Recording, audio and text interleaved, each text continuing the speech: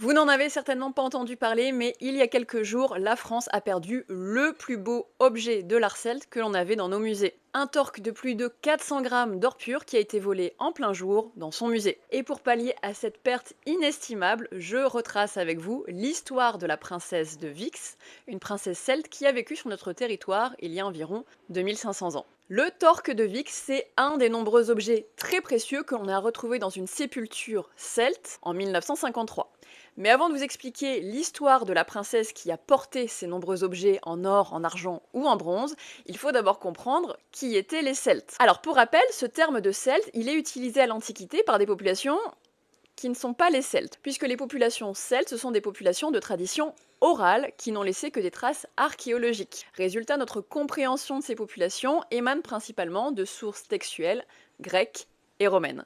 Par exemple, Jules César, dans sa Guerre des Gaules, nous explique que certains Gaulois qui vivent dans le centre de la France actuelle préfèrent utiliser le terme de Celte pour se désigner eux-mêmes plutôt que le terme de Gaulois. Que nous apprend donc la tombe de la princesse de Vix? Eh bien, en dehors de ce torque en or, il y avait de nombreux objets en métaux précieux qui l'accompagnaient. Et elle permet de réfuter l'image de barbares qu'accolaient les Grecs et les Romains aux Celtes. Alors déjà, le torque qui a été perdu montre bien le raffinement de l'orfèvrerie des populations celtes, puisque sur ce torque en or, on retrouve un petit détail particulièrement adorable à mon sens, qui sont deux chevaux que l'on retrouve de part et d'autre du torque. Le cheval, c'était un animal particulièrement important dans la culture celte et gauloise, et on a d'ailleurs retrouvé de nombreuses sépultures gauloises qui montrent qu'il y avait un intérêt rituel à enterrer d'une manière particulière les chevaux. Autre découverte qui a été permise par la tombe de la princesse de Vix,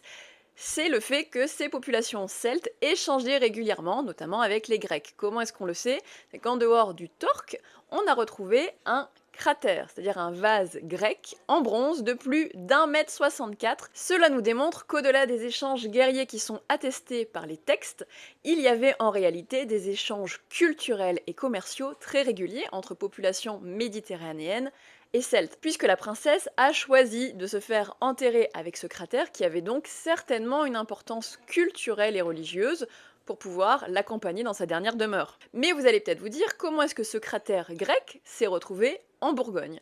Eh bien les archéologues estiment que si cette princesse s'est particulièrement enrichie, c'est très certainement qu'elle était au cœur d'un carrefour commercial entre Méditerranée et nord de l'Europe, puisque le site de Vic se trouve à proximité de la Seine. Bref, on n'a pas fini d'apprendre plein de choses sur les Celtes grâce à l'archéologie.